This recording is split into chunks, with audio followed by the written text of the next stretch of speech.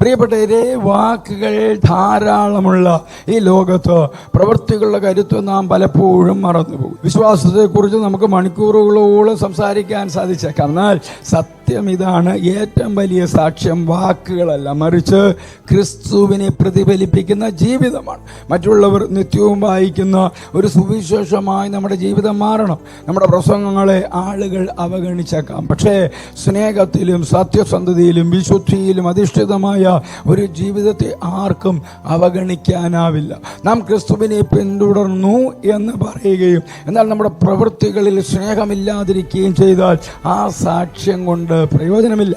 ശുദ്ധ ബൈബിൾ 1 യോഹന്നാൻ 3:18 ഇപ്രകാരം പറയുന്നു: കുഞ്ഞുങ്ങളെ, നാം വാക്കുകൾ കൊണ്ടും നാവ് കൊണ്ടുമല്ല, പ്രവൃത്തി കൊണ്ടും സത്യം കൊണ്ടും സ്നേഹിക്കുക.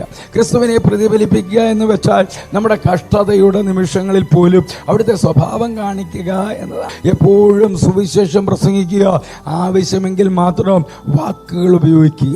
ചില ആളുകൾ വായിക്കുന്ന ഏക ബൈബിൾ നമ്മുടെ ജീവിതമായിരിക്കും. നമ്മുടെ വാക്കുകളേക്കാൾ ഉറക്ക സംസാരിക്കുന്നത് നമ്മുടെ സ്വഭാവമാണ് എന്ന് ഇത് നമ്മെ ഓർമ്മിപ്പിക്കുന്നു. എൻ്റെ ഉപദേശം, പ്രിയപ്പെട്ടവരെ, നല്ലൊരു പ്രാസംഗികനാകാനല്ല, മറിച്ച് ക്രിസ്തുവിൻ്റെ നല്ലൊരു അനുയായിയാകാൻ ശ്രമിക്കുക എന്നതാണ് എനിക്ക് നൽകാനുള്ള ഉപദേശം.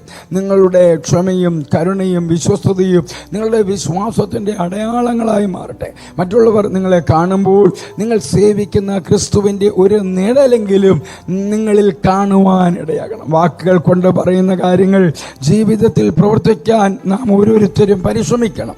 സംസാരിക്കുക എന്നത് എളുപ്പമാണ്, എന്നാൽ ആ വാക്കുകൾക്കനുസരിച്ച് ജീവിക്കുക എന്നത് ദൈവഹിതമാണ്. നമ്മുടെ ജീവിതം ഇരുളടഞ്ഞ ഈ ലോകത്ത് ക്രിസ്തുവിൻ്റെ പ്രകാശം പ്രതിഫലിപ്പിക്കുന്ന ഒരു കണ്ണാടിയായി മാറട്ടെ.